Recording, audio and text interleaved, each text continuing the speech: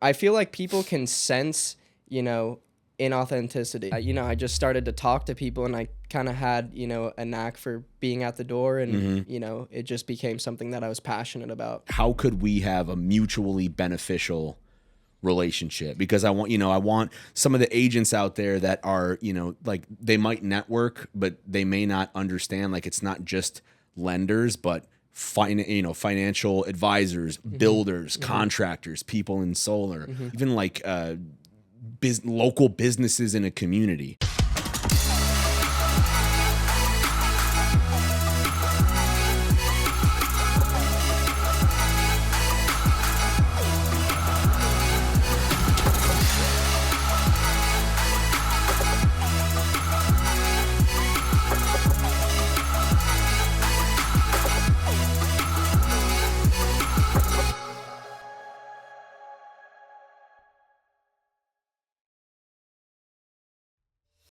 Hey, what's going on, everybody? Welcome back to another episode of Elite Zone, where we talk with real estate agents, real estate investors, marketers, entrepreneurs, business people, and we talk about all kinds of interesting stuff. But really, the point of this podcast is to share stories of triumph building business in the real estate sector and even abroad, so we can hopefully, add some value for everybody out there if you are doing the same thing. Today, I've got my man Sean McElveen from Apollo Power and Solar. Yep. Or is it Apollo Solar and Power? Apollo Power, and the industry is solar. The industry is solar. All right. You see, you learn something new every day. Sean, thanks for being here, man. Sean came in and sat down, and immediately, he gives off California vibes. But apparently, you're from Boulder, Colorado. Yep. And you moved out here in 2017. 2017, and then you started surfing. Growing up, my family and I would go to Mexico quite often. Oh, okay. Like between once and twice a year. Yeah. And that's where I kind of got my start, with the ocean and surfing, probably about 8 years old. And then in 2016, I took about a month in the summer, went to Costa Rica and learned really how to surf. So before you even came out, you didn't like come out here and you were like, oh, rad, I want to try that. No. You already like had the fever. Yeah, I caught the bug. Okay. And then that was, some of the pull to come out here. Yeah. The other half of the pull, I would say, is to go to school. I went to the school, University of San Diego. Oh, nice. And majored in psychology. Oh, me too. Oh, yeah? Yeah, probably 10 years before you did, but psychology as well, which is, it's been invaluable. I'm not a therapist or a psychologist, Exactly. but, I think that if you know people's behavior, how our brain works, why we do things, you can apply that anywhere. 100%. Right? Yeah, so, and I wasn't sure exactly where I was going to take it, but I always had a pull to sales, and, I'm a people person. I totally. love, talking to people, connecting with people, getting to know people. And, my dad has been in real estate for 40 years. Gotcha. Back in Colorado. So you know the industry. Yeah. I'm sure you overhear a real estate agent talking on the phone, and it can be kind of jargony, but I'm sure you see. My parents were lawyers, okay, and so I never wanted to be a lawyer, but I started to like understand the stuff they would talk about. So right. Yeah, all right. So 40 years in real estate, and then went to school. Didn't exactly know what I wanted to get into. I was an ocean lifeguard as well. Cool. While studying. You came out here by yourself? Yep, came out here by myself. Gotcha. Family's still in Colorado. And then I got an opportunity to be in the mortgage industry, which is, adjacent to real estate. Is that how you met Dean Bell? That is how I met Dean Bell. Got it. Yep. Right on. Between that and other groups, social circles, yep. I met Dean. He gave me that opportunity, and it was, an invaluable opportunity. Right. Cold sales. Yeah. How are you on the phone? Dude. Dialing, I 100. hate cold calling, Yeah. bro. Like I'm going to learn. I'm excited for this episode because I'm going to learn from you, because I hate cold calling. Yep. I hate door knocking. Yep. I've got a real estate license, and when I first moved out here, I was going to be like a, big agent, and I was going to be all, just money rolling in, and just was an idiot. I had no idea what it actually took. Right. And then I realized I just wasn't a very good agent. So, I went into marketing, but yeah, dude, rejection is a really tough one. So I want to talk how, when you're out, first of all, how do you generate business? Yeah, so in my industry, kind of the foundation to generating leads is door knocking, and it has been for years and years. It is not pretty, right? But it is, one of the most rewarding things I think that you can do is seeing a deal from the door to install. Dude, that's incredible. It really is super rewarding. There's other ways that I now, get leads, business networking groups, referrals.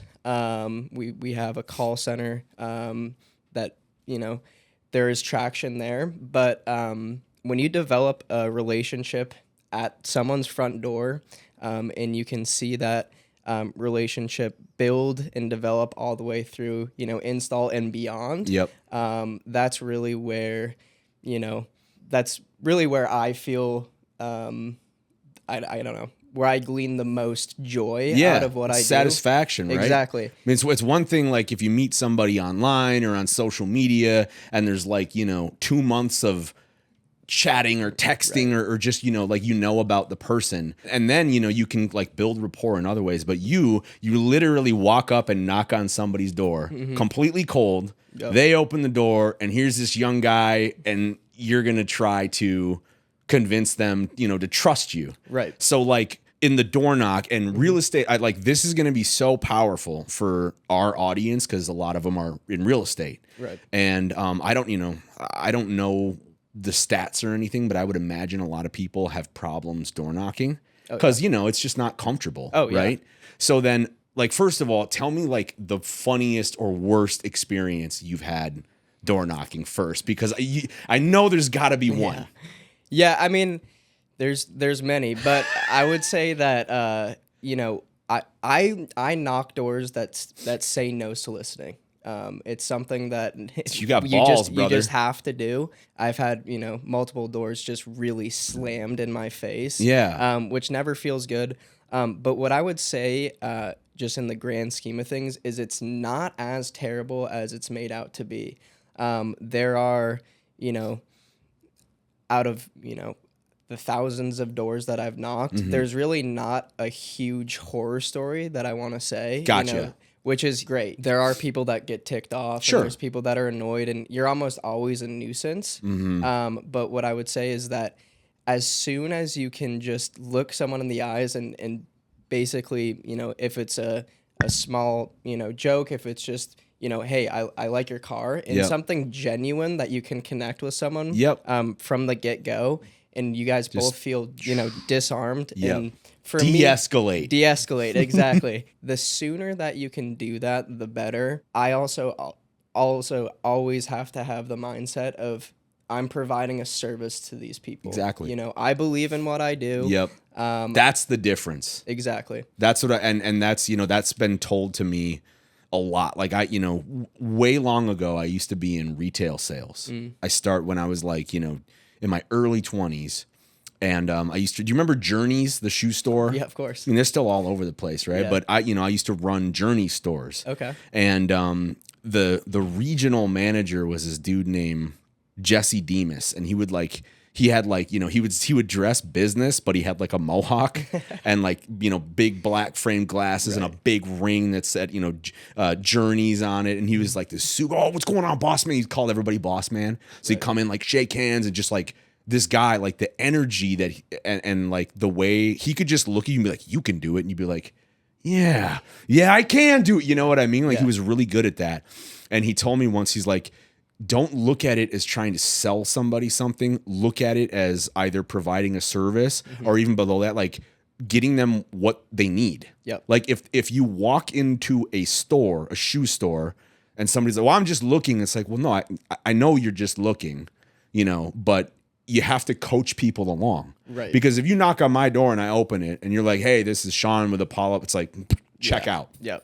So how do you what's the icebreaker, or what do you like when you're walking up to a house? Do you like look at the lawn or find something, and then you go up and knock on the door and like take me through it a little bit? Right. So the number one thing is I don't want to be super artificial with whatever it is. So it has to come naturally, but I am always scanning, the car in the driveway, the lawn. If there's a 4Runner in the driveway, I always comment on that because I've been a long time Toyota 4Runner driver. Oh, nice. Not currently, but sure. In the past. And then I look, is there, when they're at the door, they come to the door, and I'm in the mindset again of, I'm providing a solution to the issue that is your utility bill. Right. If you're in San Diego, you're under SDG&E, which a lot of people dislike. Yeah. And so yeah, I've heard some things. I kind of create that pain, right away. So it's disarm. Either it's, hey, sometimes I go up to the door and I say, hey, I'm selling exotic bird feed, or something like that. Yeah, and, right. and people are like, okay, what is it? And it's like, hey, I'm working on the net metering. What happened was the utility has been deregulated, which means that, a lot of your neighbors have been seeing higher than normal electric bills in the recent years. I've seen higher than normal. Exactly. Especially the past like 3 years or so. Yeah. I mean, it's just gone astronomically higher. Right. And so then we create that conversation, have you seen anything of the sort? Are you seeing the same things as your neighbors? And most often it's, yes, it's, it's been 10% higher this year than last year, or my bill just seems higher. Sometimes it's just like, no, it's on auto pay. And then it's, providing the information that maybe they don't know, and the number one thing is, many people don't realize this, but you're on what's called the time of use plan, which means that between the hours of 4 p.m. and 9 p.m., power's, at a huge premium. It can be 3 times more. People are home. Exactly. And they're doing their thing. Exactly.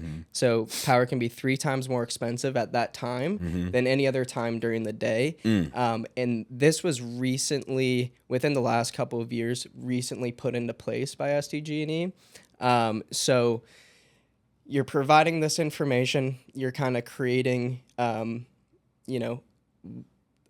well, you're not creating the problem, but you're articulating. You're showing the problem. Yeah, you're articulating what the problem is. Yeah. Like, did you know that this is how much you're paying now, and here's why? Right. And then if you switch, or list, hear me out, and I could save you this much. And I remember like the first time, speaking of networking groups, we're in a networking group together, and I heard, one of your asks was, ask somebody to send me a copy of their electricity bill, and I'll tell them how they can save a bunch of money on it. Right. Which is like, that's easy. Right. There's no commitment. You're just helping somebody out. Yep. Right? Yeah. So yeah, that's good. And so if nothing else at the door, I'll just share with them the information that, hey, if you just, cut your usage, between the hours of 4 p.m. and 9 p.m., there is a large likelihood that the electric bill will go down. But the reality is that, we're human beings, and many of us are home between those hours, and we're doing, human things, cooking, cleaning, taking care of our families. Multiple at once. Exactly. 4 TVs on, everybody's on the Wi-Fi. Exactly. The stove is on, the microwave's going. Right. Absolutely. Right. So you're not a robot, so you're going to be doing those things. And then I, share with them the information that, if this is something that is, impairing, your ability to, if your, habits are, creating these large electric bills, there is a solution. Yep. Right. And this is the solution that I provide to the problem. And all the while, this is really, at this point, it should just be, a discussion. Yep. Where neither one of us are, on our heels or toes. I'm kind of showing all my cards. I don't want to be, Do you step, when after you knock, when they open, do you kind of step back a little bit too? Yeah. I'm like, I noticed that. I know, I knocked on a door once and I was right in the door and they were like, whoa. Yeah. So, Exactly. yeah. More than 6 feet away and, giving space to breathe for both parties. And the other thing is, you want to be slow, you want to be, thoughtful, Right. and you want to just be, again, presenting a solution to a problem that already exists, even if they're, not fully aware of the problem necessarily. Right. So those are kind of the mindset things. And then as far as, going in each day, it's just like, the discipline of going to the gym or, Do you door knock every day? I don't door knock every single day. Recently I have, because this is the season for, sales and solar sales. Yep. Bills are highest between, July and September. People are running the AC. People are running the AC. Yep. I have been door knocking every day. And the mindset has to be, even if you're having a bad day, just the practice of going out and doing it and having a conversation and getting those little wins as far as, okay, I was able to be at the door for a minute, and I was able to get through the entire pitch, or I was able to, convey a message. I was able to help them out in some way by sharing, the information about the time of use plan. Sure. Those little wins, you take them to heart, and success on the doors kind of builds on itself. Sure. And then you get better, more comfortable. Exactly. Pitch gets better. Right. For sure. I mean, it's like anything else. I think the hardest part for me about the whole thing, like I love people, love talking to people, but rejection is really tough. And like, I know I've said that before, and like people are like, yeah, well, you're not alone there, man. Like, the difference between people who quit and people who continue is the ones who continue and become successful just go through enough rejection to the point where they just build up kind of a muscle that's just like, okay. No problem. Even if somebody's like, fuck you. By the way, you can swear on this podcast. Okay, sweet. So yeah, don't worry about that. But yeah, like I had like people like, does your mother know what you do? And like slam the door. And 100%. I was a telemarketer for a couple years when I was like really young, like 18, 19. But the rejection didn't bother me then. But I think it's because I was either drunk or high most of the time. Right. Yep. But anyway, so I mean, that's really, really good. So when you are rejected, when that happens and it kind of gets you, or you have a day where like every single person was just a dick. Right. How do you wake up the next day and go and do it again? Well, yeah, there's several things. One of which is I can't personally attach myself to someone's, interpretation of what I do. Yeah, man. This is, it's part of what I do is door knocking, and the majority of people fucking hate it. Yep. And for me, I feel that there is a win every single day, no matter what. Yep. And again, building on that win and creating a sense of, like yesterday, for example, tough day on the doors. I was in an area that had been recently door knocked. Yep. People were fed up from the first knock. There's someone knocking in the neighborhood that said, how long are you guys gonna fucking do this? This is crazy. And I'm like, hey, I just got here. Has this place been, super door knocked, has been solicited a bunch of times? And he's like, yeah. And I think for me is personally trying to personally connect with someone and just saying, this is what I do. I'm sorry it's not pretty, but this is the way that business gets done. And so you're just like raw and authentic off the bat. Most of the time. I feel like people can sense, inauthenticity. Absolutely. There's certain pitches that are super generic. Have you ever gotten a message on LinkedIn that's like, hey, Sean, I noticed we were in a couple of the same groups, or we have some mutual connections. Just want to say hi. It's like, dude, okay, I'm going to say hi back. And then you're going to be like, if I could provide 25% increase on your bottom line, would that be worth a call? Like, it's, it's the same textbook shit that we've heard over and over again. And anybody in sales and marketing knows that. Yeah. Like I get pitched all the time, like via email, phone calls, social media. And, I literally have gotten to the point where I'm just like, just be fucking real with me, man. You know what I mean? Exactly. Like, what are you selling? Well, let's just hop in. Let me just, just get on a call real quick. Like, no, just tell me. Right. Just tell me. 100%. So, and I think people appreciate that. Yeah. And the amount of times that, I'm at someone's door and they're like, okay, what are you selling? And my first reaction to that has always been, taking a breath and saying, do you get a lot of people trying to sell you stuff in this neighborhood? Yeah. And then, it's always like, yes, that someone came by this day, or most recently, they always give me some, story about how often this happens. And to that, I'm like, I'm genuinely like, I'm sorry that this is happening. What I do might be a little bit different. This doesn't cost money up front. You're not paying out of pocket for anything. So it's not necessarily that I'm selling you something. I'm really trying to provide you a solution to the utility issue. Yeah. Right now you're paying close to 50 cents per kilowatt for something that a lot of this country pays, 20 cents per kilowatt for. There is a solution to this, and here's what I do, and that makes more of an impact than, no, I'm not doing anything. I'm not selling anything. I'm just, here. Yeah. Cause then something. Exactly. Yeah. All right. Yeah. So the transparency part, the authenticity part, once the people that you're at the door with, when they realize that you're, not like shady salesman trying to sell them Cutco knives. Yeah. Right. Have you ever been invited in?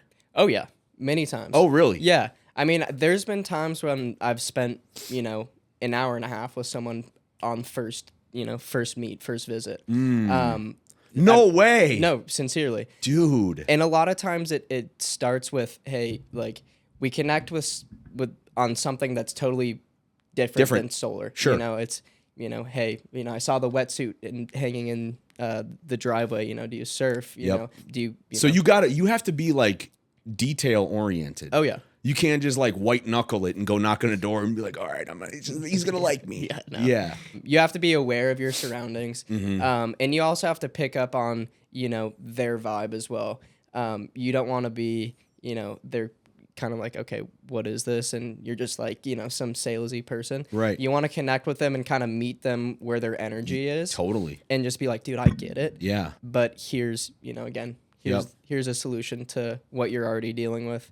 And just picking up on the little things that you can connect with, even if it's, you guys have the same, shoes or something like that. Yep. That can make a huge difference. And in terms of, sharing information as far as like what I do, I always, again, have a mindset of if they understand what I'm selling, if they understand, how this option is better, then, they'll sit with me at least, Totally. or they'll give me They'll some at least time. hear you out. Right. But a lot of times it's like they just don't understand. No one has been able to come across to them in a way that is, trustworthy enough for them to like have even a conversation about it. Sure. Yeah. And I mean, like for what you do, it's really like kind of a no-brainer. Yeah. Right? And people don't pay out of pocket for solar. No. Like to get the panels installed and everything. Yeah, so there's 3 ways to go solar. The first way is a solar lease, which is kind of an super outdated way to do things. It puts a lien on the house. Generally, it's just not a good call. Yeah. So people don't like the word lien. No, not at all.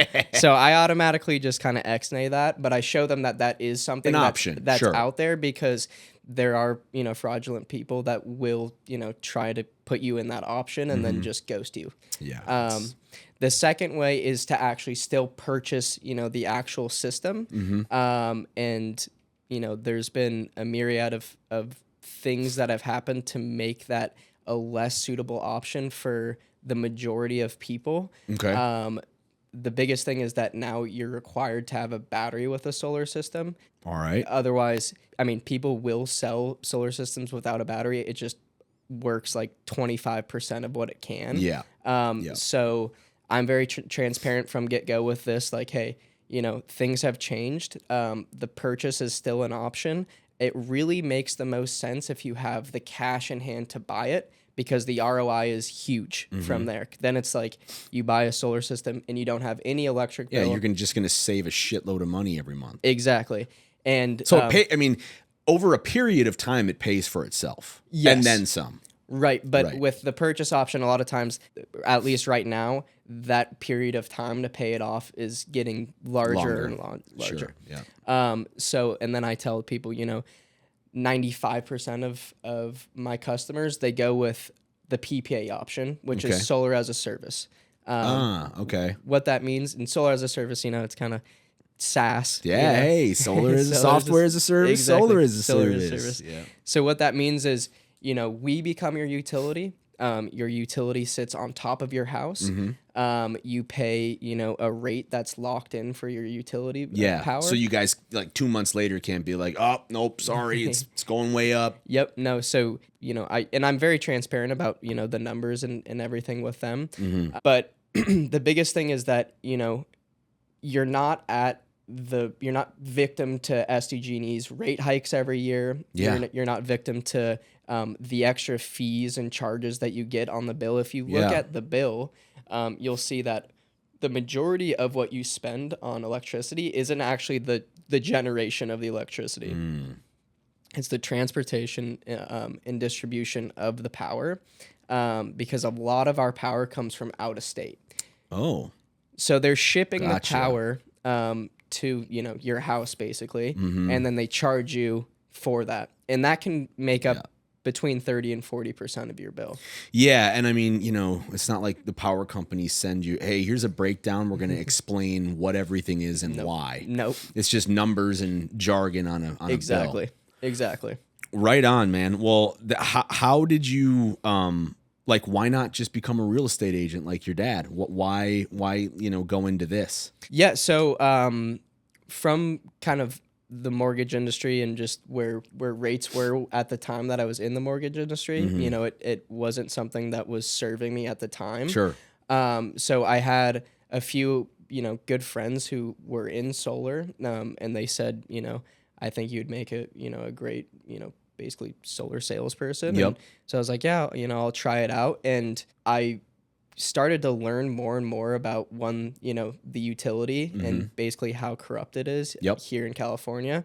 And then, big power. Exactly. But hey, big power. We're not talking shit about you, okay? We're trying to help folks out. Don't target us here, okay? Gavin Newsom, if you're listening. Yeah.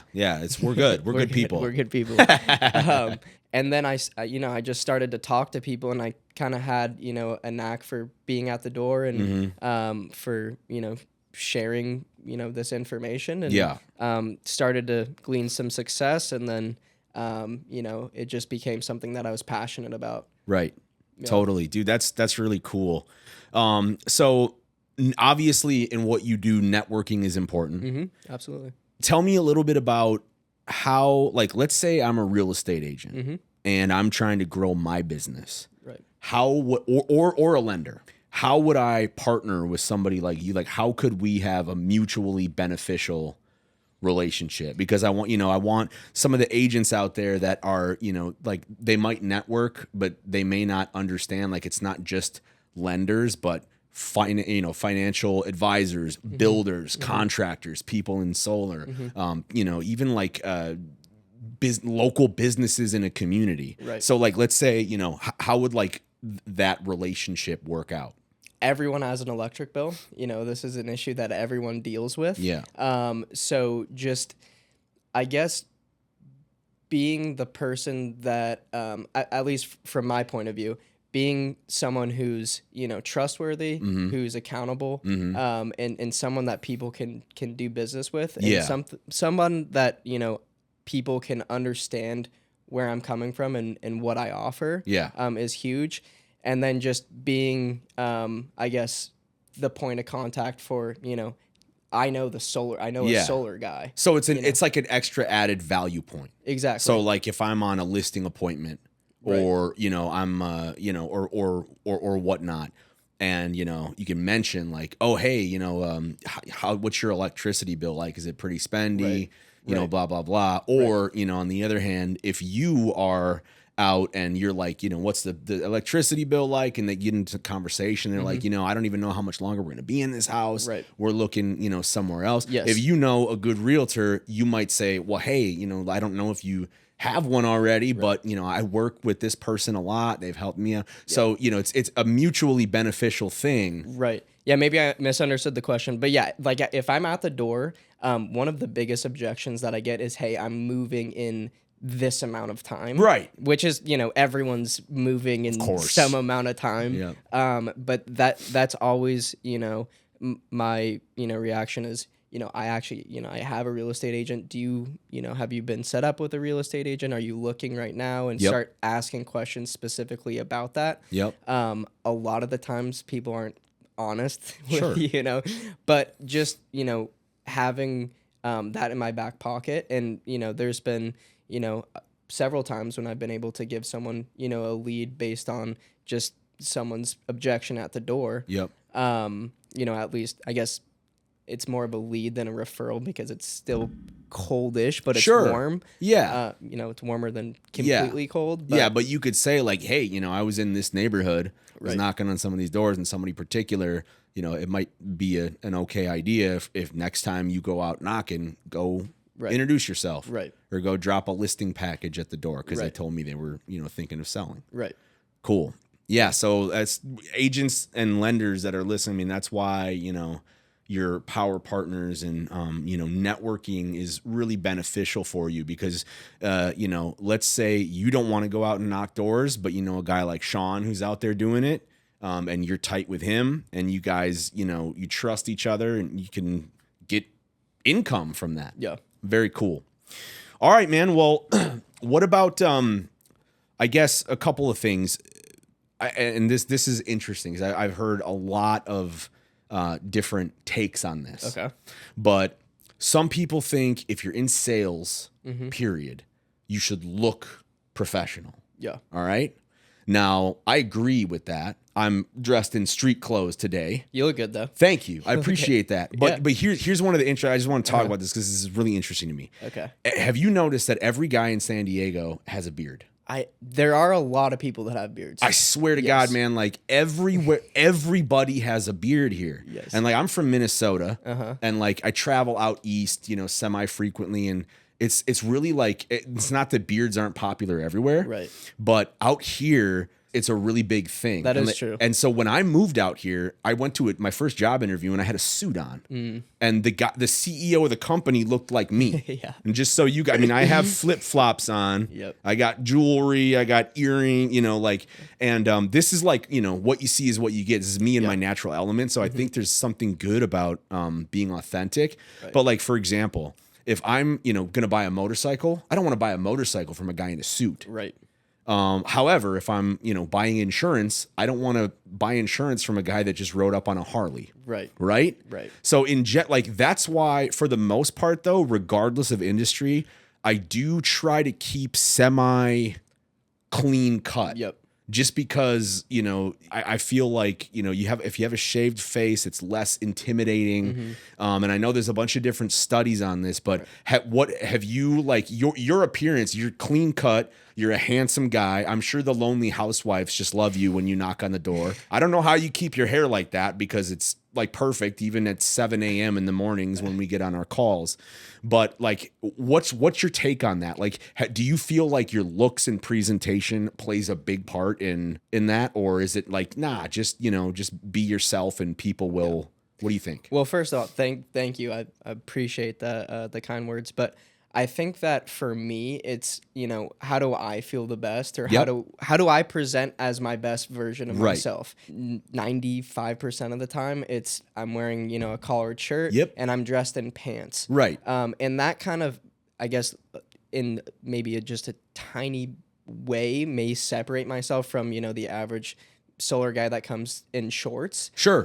Because, you know, I feel that I want to, you know, dress the part and look professional. Yeah, you can't, when people say you're overdressed, I don't really think there's such a thing. Yeah. You can't really be overdressed. Right. You know? Yeah.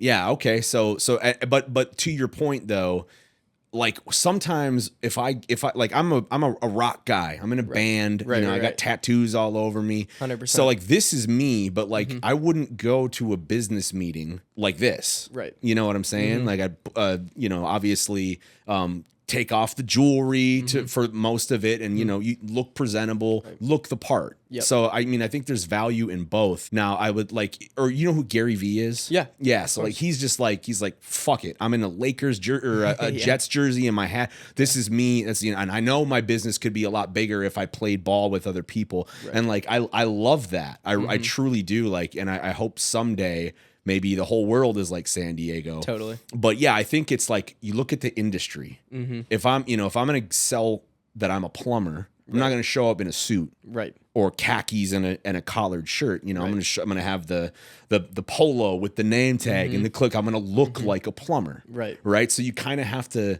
adapt. So for example, if you were going to a beachy area, would you still wear the Converse, the pants, and the collared shirt, or would you maybe, put on something a little more beachy? For me, it's the same. It's the same. I dress the way that I feel the best, that I can present myself the best in. And so the truest. And it's, the truest. And this is, this isn't, it's not super far from what I dress normally. Okay. Like gotcha. I like wearing pants. I like, if I'm at the gym, obviously I'm not wearing pants. If I'm at the beach, I'm not wearing pants. Yeah. But I do like having a certain amount of, I don't know, I guess I care at least a little bit about, how I present myself. Yeah, it's important, man. I think that this is, I don't know. It matters. Yeah. It still matters. A few years ago, I had a buddy that got into a little trouble, got a DUI, and he had to go to court. And he's like, yeah, I got to go to court tomorrow. And I was like, well, okay, like you got a suit? And he's like, no. I was like, okay, well, you need a suit. And then you need to shave. And he's like, trim it down. I go, no, shave it off completely. Yeah. Take out your gauge earrings. You don't worry. You can put it all back on when you're done. But like, it does matter, like how you present yourself. Yeah. And no matter what, so I think that's important. But if you give like 3 tips before we close out here to somebody out there that's having a problem with rejection, doesn't want to make cold calls, and is just like doubting their ability to get better at cold sales, what do you tell them? One, don't take anything personally. Huge. This is what you do. It's not who you are. The second thing is there will be success down the road. If you stay consistent, it's going to happen. It might not be today, but it might be tomorrow. And, there's days when, I book 3 appointments in one day, which is huge. Yep. Or, there's days that I bagel basically where I just book nothing. Yep. But knowing that if you stay consistent, there will be success down the road. And then third is just having some sort of mental framework to come back to like either like an affirmation about who you are or yourself and like believing in yourself and believing that, you're doing something good for the world or good for the community. If you stay in line with, this is a service, this is something I'm providing, I'm doing something that's benefiting. That I believe in. I don't think you can fail if you actually truly believe in what you do. So awesome, guys. Well, you heard it from Sean McElveen from Apollo Power. Man, if you're a real estate agent or a lender in San Diego or Southern California, trust me, you want to know this guy. How do people get a hold of you? Where do they find you? How do they connect with you? Yeah. So, Sean McElveen on LinkedIn. My phone number's, dude. Hell yeah. Why not? 303-818-7976. I'm Sean .McElveen at goapollopower.com. I'll drop all the links in the show description too. So if you guys are watching this and you want to connect with Sean, I'll have his info in the description. Right on, brother. Well, listen, thanks so much for coming. This has been great. Yeah. I think that, there's a lot of value in here, and I value our relationship and what you do. Yeah. So I'd love to have you back on sometimes. Yeah. But until then, that's going to do it for this episode of Elite Zone. Please, guys, like, share, comment. If you appreciate what we do, or even if you don't, go ahead and, make fun of my tattoos or something. I don't care. Like, let's just have a conversation. Until I see you all again, have a great week, everybody.